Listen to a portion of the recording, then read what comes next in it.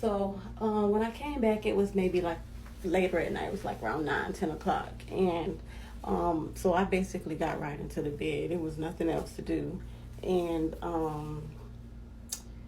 maybe like around 2 o'clock in the morning, he has somebody come over, and he kind of crept out the bed, and I got up when he went outside, and I looked out the window, and I could see him out there hugged up, kissing on this girl, and in my head, I'm telling myself like, I can't believe this is happening. But whatever, I'm gonna stick it out. I'm gonna act like I ain't see nothing, and so I was, but hurt really was, and I just got back in the bed until like 20 minutes went by and he was still out there. At that point, I just grabbed my keys and got in my car and asked him to move so I could leave. And I went to my uncle's house and I just sat outside because, like I said, it's 2 o'clock in the morning, so ain't nobody finna open the door. And I sat outside. So I sat over there till like around 4 o'clock in the morning, and he was blowing my phone up the whole time, basically like just saying, "Come back, come back, come back." I eventually went back, and I stayed up the rest of the night. I literally didn't fall asleep till maybe like around 8 o'clock, almost 8 o'clock in the morning. And he got up around 9, and he was asking me to take him to the bank. And I'm just like, they don't close till 12. Let me get at least another hour. I just went to sleep. I'm 8 months pregnant, and I just want to sleep. So he was just like, oh, no, I need to get there now. I need to see about my money. And I was just like, okay, well, just give me a minute. Give me a minute. And he went outside and he crunk up my truck, which is what he used to always do to rush me, I guess. And in the midst of him cranking up the truck, I hear the truck leave. He don't know how to drive. So I call his phone. Where are you going with my truck? You don't even know how to drive. And he's like, oh, my brother is driving. And his brother is 14. No permit, no license, no none of that. And I'm just like, get my truck back here now, or I'm gonna call the police and report it stolen. And he was, BF you, and I told you to get up and take me to the effing bank, and you ain't wanna move, and all this, everything under the sun. Hung up the phone. So I called back. He sent me the voicemail. I call back. I say, if you don't bring my truck back here, I'm really finna call and report it stolen, and I'm calling my mama. He's terrified of my mama for some reason. So BF you. And next, my truck coming back around the corner. And so I'm just gonna get in and go because I want to go sleep. That's it. So I'm about to go to my uncle's house. He's blocking. So yeah, he's blocking me from getting in, and I'm out here with my stomach trying to still get past him into my truck or whatever. And at the time I had flip phone, and so I pull my phone out and I'm like, I'm finna call my mama, and I act like I'm calling my mama, and I put the phone up to my ear, and he grabs this end and snaps the phone back. So I went like this, and he got hit with it, and the next he caught back, and he just, ow, right there, all this whole area. Broke my nose. My nose started bleeding. My eyes swelled up instantly. I couldn't see nothing out of it.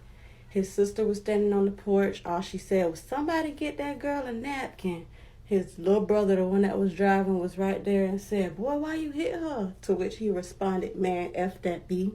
The neighbors were outside, and all they said was, ooh. And I'm down on the ground. So while I'm down on the ground, he runs into the house and gets my bag that's still packed because I literally just got there the day before, and threw it out the door and was just like, B, get the F out my house. And so at this point, I get up and I grab my bags and I'm putting it in my truck. I'm about to go. And so I put my bags in the truck, and as I'm getting ready to shut the door, he comes around on that side, and he's just like, let me see your face, let me see your face. And then he can see how big my eye was, and he was like, oh my God. He was like, don't go nowhere yet. Can you just at least stay until the swelling goes down? And so then I of course went in the house because I don't want to have to explain this to my family of why my eye is this big. So I went back in the house and got a pack of peas. Thought I was closer to the wall than I was. Sorry. So anyways, I grabbed a bag of peas and I put it on my eye, try to get the swelling to go down. It didn't go down. It literally was going nowhere. And literally all day went by, and now it's nighttime, and his mom comes home, and she comes in the room. She's just like, she was like, "What happened to you? What happened to you?" And I didn't say anything. I was waiting on him to say something. He didn't say anything. So I was like, "Your son hit me in my face." And then she was like, "Why you hit her?" And he said, "Well, she hit me first." And his mom was like, "Y'all need to stop all that." And just walked out the room. And I'm sitting there. I moved the peas. She could see how big my eye was. And that was her response. "Y'all need to stop all that." And just like 11 o'clock that night, the pain was just too unbearable. I couldn't take it anymore. So I asked his mom to drive me to the hospital. And so she took me up to the hospital. And when I was there, they were asking me, I'm 8 months pregnant, y'all. So they're asking me how this happened. And I'm telling them that, I went down to sit on the air mattress. And when I sat down, it kind of plopped him up and hit my eye hit his elbow. They weren't believing me. They had everybody coming in there asking the same questions over and over and over again, trying to see if my story was going to change.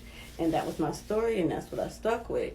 And so they treated me and sent me home. And yeah. So I was kind of hiding out from my family. I didn't want nobody to see me. I didn't want to have to explain anything. I didn't want my family to know anything. Like, I didn't want them to know anything.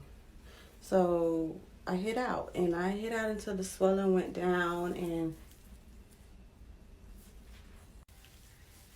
shame.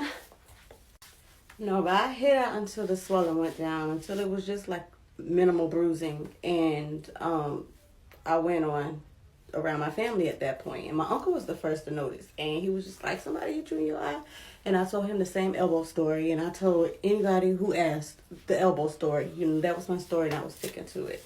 And maybe like around towards the end of May, as time went on, like things just got worse. Like that was the beginning of the beginning. And he started pushing me into walls and through doors. He come home mad from work. Anything that happened at work, it's my fault. I gotta get beat on for it.